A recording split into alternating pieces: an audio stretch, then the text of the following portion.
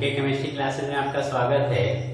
आज का हमारा टॉपिक है रासायनिक अभिक्रियाओं के प्रकार। इसमें हम लोगों ने अब तक संयोजन अभिक्रिया क्या होती है, वियोजन अभिक्रिया क्या होती है, उभय अपघटन अभिक्रिया क्या होती है और प्रतिस्थापन या विस्थापन अभिक्रिया क्या होती है पढ़ ली। उसी रासायनिक अभिक्रियाओं के प्रकार के क्रम को जारी रखते हुए आज हमारा अगला टॉपिक है उपचयन अपचयन अभिक्रिया। क्या होता है इसको हम लोग जानेंगे और इससे संबंधित उदाहरण और रासायनिक अभिक्रियाओं को भी सीखेंगे। तो आइए शुरू करते हैं उपचयन अपचयन अभिक्रिया। पुरानी बुक्स में आप देखेंगे तो इस उपचयन की जगह पे एक दूसरा नाम यूज किया होगा, ऑक्सीकरण। तो इसको आप ऑक्सीकरण अपचयन अभिक्रिया भी बोल सकते हैं। इंग्लिश में इसको हम लोग बोलते हैं ऑक्सीडेशन रिडक्शन रिएक्शन। ठीक है। और चूंकि ये उपचयन अपचयन यानी ऑक्सीडेशन और रिडक्शन की जो क्रिया है वो एक ही साथ होने वाली क्रियाएं हैं, दोनों क्रियाएं एक दूसरे के पूरक हैं।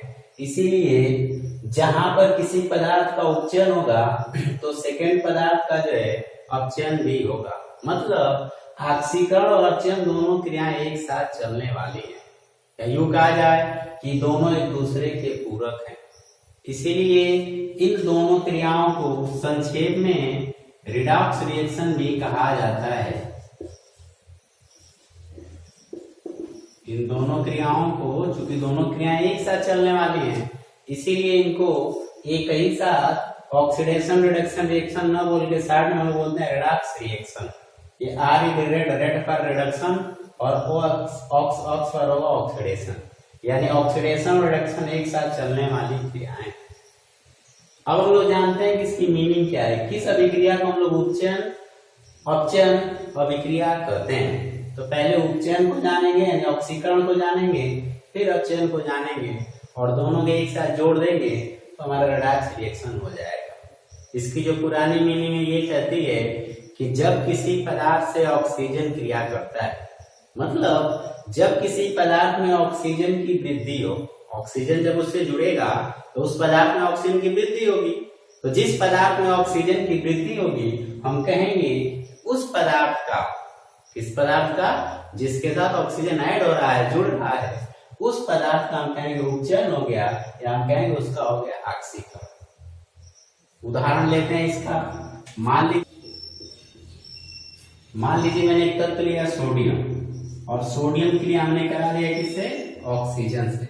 तो जब ये सोडियम ऑक्सीजन से क्रिया करेगा तो सोडियम का ऑक्साइड बनेगा, सूत्र होगा Na2O। इसको बैलेंस कर सकते हैं, सोडियम 2, इधर सोडियम 2 हो गया, ऑक्सीजन इधर 2, ऑक्सीजन 2, इधर ऑक्सीजन भी 2 कर लेंगे और ये सोडियम 4 हो गया तो सोडियम को 4 कर लेंगे। इस तरीके से समीकरण बैलेंस है। अब जरा इस क्रिया पे ध्यान दीजिएगा, ये सोडियम एक मेटल है और इस मेटल से ऑक्सीजन क्रिया कर रहा है।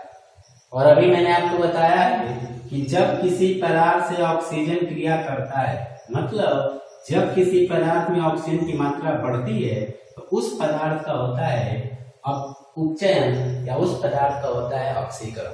मतलब इस क्रिया में सोडियम का क्या हो रहा है, ऑक्सीकरण। सोडियम का क्या हो रहा है, ऑक्सीकरण।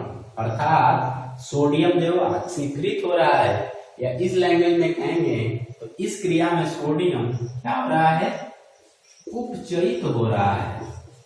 किसमें उपचयित हो रहा है, तो सोडियम ऑक्साइड में।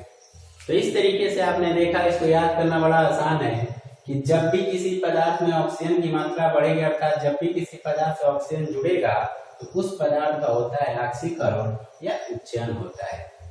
अब इसको दूसरे शब्दों में आप कह सकते हैं कि चूंकि ऑक्सीजन पे चार्ज कैसा होता है, माइनस।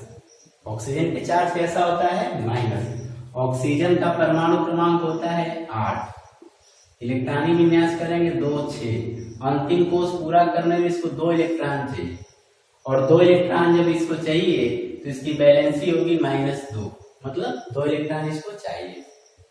तो जब भी किसी तत्व के ऊपर माइनस का चार्ज आता है, मतलब वो एक अधातु की श्रेणी में आता है। किस श्रेणी में आता है? अधातु की। इसका मतलब है कि ऑक्सीजन भी एक अधातु है। तो हम कह सकते हैं कि चूंकि ऑक्सीजन पे माइनस चार्ज है, माइनस चार्ज कैसे निकाला आपने? तो इसके इलेक्ट्रॉनिक विन्यास करके। तो चूंकि ऑक्सीजन पे माइनस चार्ज है, इसका मतलब है कि जब ये ऑक्सीजन किसी के साथ ऐड हो रहा है तो उसको ऑक्सीकृत कर दे रहा है, और ऑक्सीजन पे माइनस चार्ज, इसका मतलब कि जब कोई भी माइनस चार्ज वाला पदार्थ या तत्व किसी दूसरे पदार्थ से क्रिया करेगा तो उस पदार्थ का हो जाएगा ऑक्सीकरण। ऑक्सीजन ऐड हो रहा है तो ऑक्सीकरण, ऑक्सीजन पे माइनस चार्ज, तो इसका मतलब कोई भी माइनस चार्ज वाला जब ऐड होगा किसी पदार्थ के साथ तो उसका हो जाएगा ऑक्सीकरण। इसको दूसरा उदाहरण लेते हैं।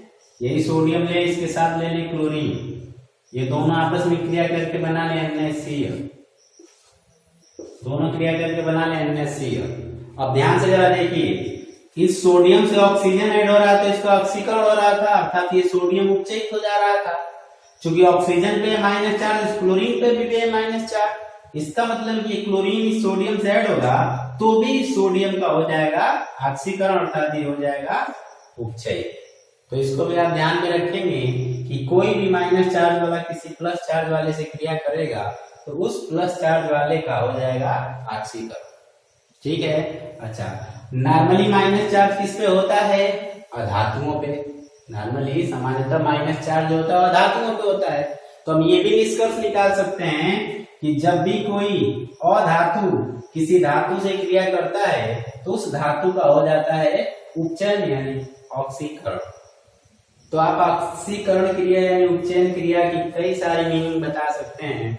जैसे मैंने पहले बताया कि जब किसी पदार्थ से ऑक्सीजन क्रिया करेगा तो उसका हो जाएगा ऑक्सीकरण। आप उदाहरण देख सकते हो, ऑक्सीजन पे है माइनस चार्ज, तो कोई भी माइनस चार्ज वाला क्रिया करेगा तो उस पदार्थ का हो जाएगा ऑक्सीकरण। माइनस चार्ज प्राय धातुओं पे होता है, इसका मतलब कोई भी धातु किसी धातु से क्रिया करेगी तो उस धातु का हो जाएगा ऑक्सीकरण। तो इससे एक निष्कर्ष निकाल सकते हैं कि अधातुएं प्राय किसका काम करती हैं? ऑक्सीकारक का। अधातु किसकी तरह कार्य करती हैं? ऑक्सीकारक की तरह कार्य करती हैं। ऑक्सीकारक क्या है? वह पदार्थ जो दूसरे को क्या कर दे? ऑक्सीकृत कर दे या कर दे उपचयित। तो हम कह सकते हैं कि धातुएं ऑक्सीकारक या उपचायक का कार्य करती हैं। किसका कार्य करती हैं? उपचायक का।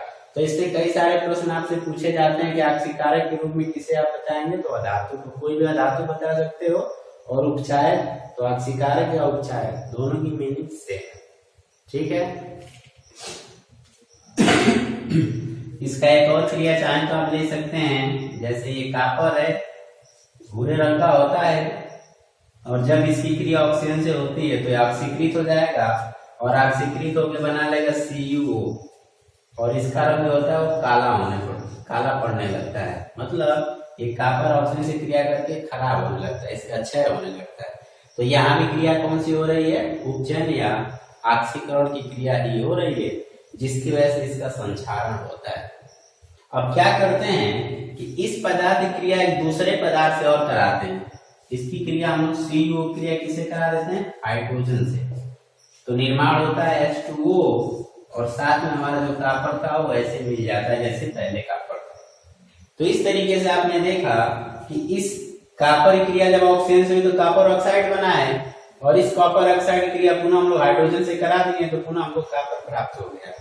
तो ये दोनों क्रियाएं एक दूसरे के उलट है, उल्टी कह सकते हैं। अब इसमें हो क्या रहा है कि जब ऑक्सीजन इससे क्रिया कर रहा है, इसमें ऑक्सीजन की मात्रा बढ़ रही है तो इसका ऑक्सीकरण हो रहा है।